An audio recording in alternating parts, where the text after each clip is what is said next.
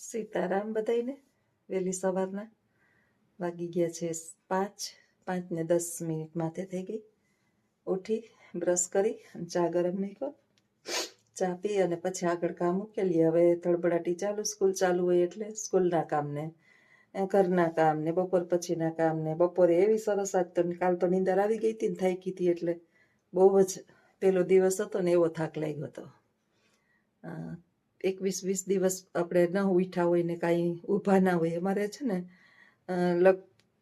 આમ તકલીફ હોય તો ખુરશી તો આપે, કોઈ દિવસ ના ન પાડે કે ના ખુરશી ઉપર, પણ ખુરશી ઉપર બેહીને ભણાવવું જે છે ને એ શિક્ષકને છાજે જ નહીં. ખુરશી ઉપર બેઠા બેઠા આપણે ન ભણાવી શકીએ, કારણ કે બ્લેકબોર્ડનો ઉપયોગ કરવો હોય, અઘરા શબ્દ સમજાવવા હોય, ગ્રામરના ટોપિક સમજાવવા હોય અને કંઈક ને કંઈક આપણે બોર્ડને વર્ક કરવું હોય તો ઉઠક બેઠક એના કરતાં છે ને 7:30 ઊભવાનું ચાલુ હતી 12 વાગ્યા સુધીનું, 12:30 સુધીનું. એમાં વળી એકાદો પીરિયડ ફ્રી હોય તો મળે, ક્યારેક મળે ને ક્યારેક નાય મળે, હાઈલે રાખે. પણ નોકરી છે તો સારું છે, કામ ન્યા કરમ. નવરા બેઠા નખોત વાળે અને નવરું દિમાગ જે છે એ શેતાનનું ઘર. એના કરતાં જગતની અંદર ઈશ્વર પાસે હંમેશાને માટે કામ માગવું, કારણ કે કામ એ જ કરી શકે જે તંદુરસ્ત હોય. તંદુરસ્તી વિના માણસથી કામ ન થાય. તો આવજો બધાય, આગળના વિડીયો બન્યા રહેજો. કપડાને થપ્પો પારસી કરીને આવી ગયો. અમારે છે ને પટાવાળા ઘરની અંદર બધું એક વખત સાફ કરી લઉં ને આ બધું, એટલે પછી બીજી વખત ન કરવું પડે. એક આ ચાદર હકેલવાની રહી ગઈ છે હજી તો ઢઈ. બાકી તો બધું એક વખત કચરા વાળી લઈએ એટલે હાયલું. બાન બાપુને પ્રણામ, દર્શન કરી લઈ. ઉઠીને વહેલા સવારમાં હું છે ને ભગવાનનું નામ લઈ પછી બાને બાપુના દર્શન કરી લઉં.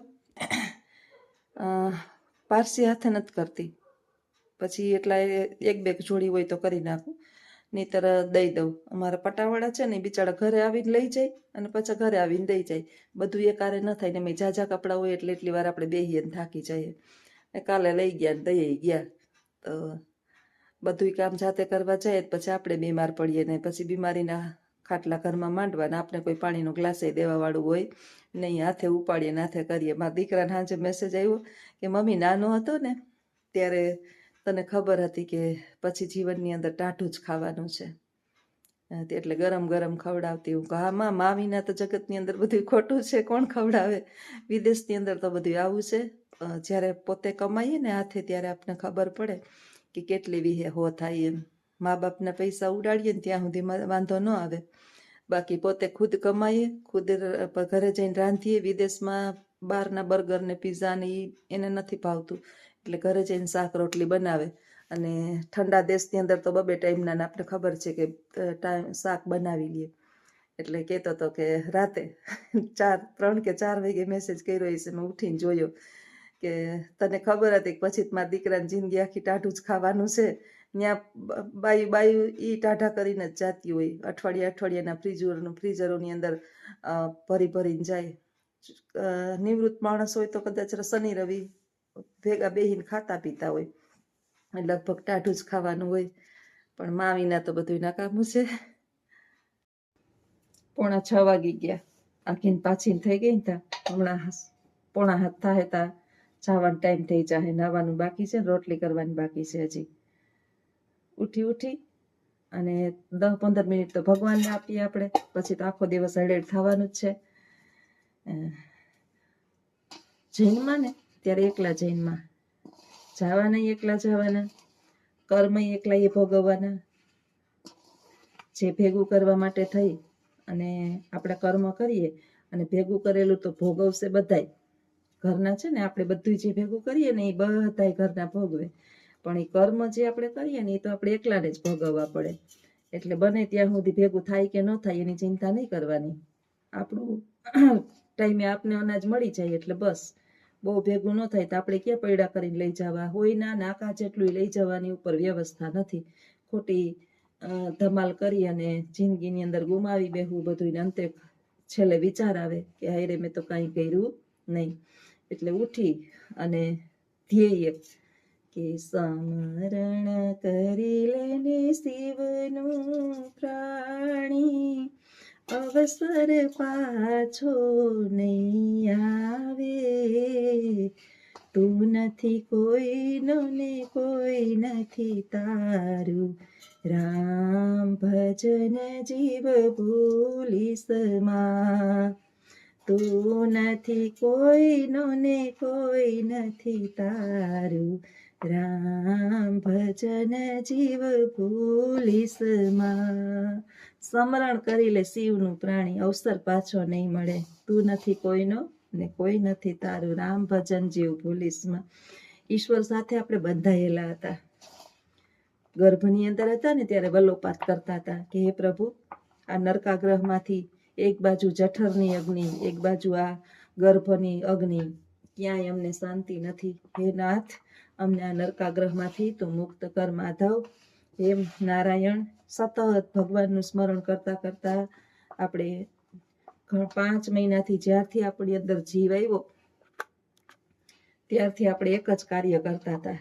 5મે મહિને જીવ સંચરે, બાળક ગર્ભની અંદર હોય ને ત્યારથી એક ધારું ભગવાનનું સ્મરણ કરતા હતા કે પૃથ્વી ઉપર આવે તું મને મોકલીશ ને હું તને ભૂલીશ નહીં પ્રભુ. બાલ્યાવસ્થાની અંદર જેવા જન્મ લીધો, ભગવાને આપણું સાંભળ્યું અને નરકાગ્રહમાંથી આપણે મુક્ત કરાવ્યા. પેટની અંદર હોય ને ત્યારે બહુ તકલીફ હોય, ઊંધે માથે લટકતા હોય અને પરિસ્થિતિ બહુ ખરાબ હોય. 9 મહિના સુધી એ દુર્ગંધવાળા કુંડિયાની અંદર આપણે પડ્યા હોય, આપણે નથી ખબર, પણ ત્યારે આપણે ખબર હતી એટલે ઈશ્વરનું સતત સ્મરણ કરતા હતા કે હું તારા સ્મરણને ભૂલીશ નહીં. દીનાનાથ, મને મુક્ત કરાવ આ નરકાગ્રહમાંથી, મને પૃથ્વીલોકમાં જલ્દી મોકલી દે. જલ્દી આવવાની ભીડમાં પૃથ્વી પર આવી ગયા, મોહમાયાના બંધનમાં ફસાઈ ગયા, મારું ને તારું ને સમજી ગયા. કામ, ક્રોધ, લોભ, માયા, રાગ, દ્વેષ, ઈર્ષા અને બીજાનું જોઈ અને બળવાની જે તીવ્ર આપણી ઈચ્છા, આમાં ને આમાં આપણે આપણું બધું ગુમાવી દીધું અને ભગવાનનું સ્મરણ થયું નહીં. અંતે ભગવાને પૂછ્યું કે તું શું કરીને આવ્યો?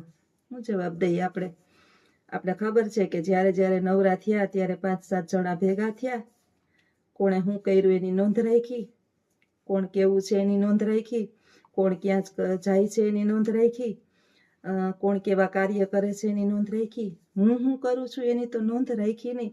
સરસ મજાના સ્વાધ્યાયમાં જતા હોય ને, મને પાંડુરંગ શાસ્ત્રી સ્વાધ્યાય છે, આપણે સ્વ અધ્યયન જેનું કરવાનું છે એ અધ્યયન તો આપણે કર્યું નહીં. સ્વાધ્યાય ખરાબ નહોતું. ધીમે ધીમે માણસો ઓછા જવા માંડ્યા સ્વાધ્યાયમાં. ક્યાંથી જાય? કારણ કે એમાં પોતાનું જ અધ્યયન છે. કોઈનું પાણી પણ પીવાનું વર્જ્ય. જો સ્વાધ્યાયમાં જતા હોય ને બેનું, મેં ઘણા જોયા છે, પાણી પણ ન પીએ, પોતાનું બોટલ પણ લઈ જાય. સ્વાધ્યાય કંઈ ખરાબ બાબત નથી.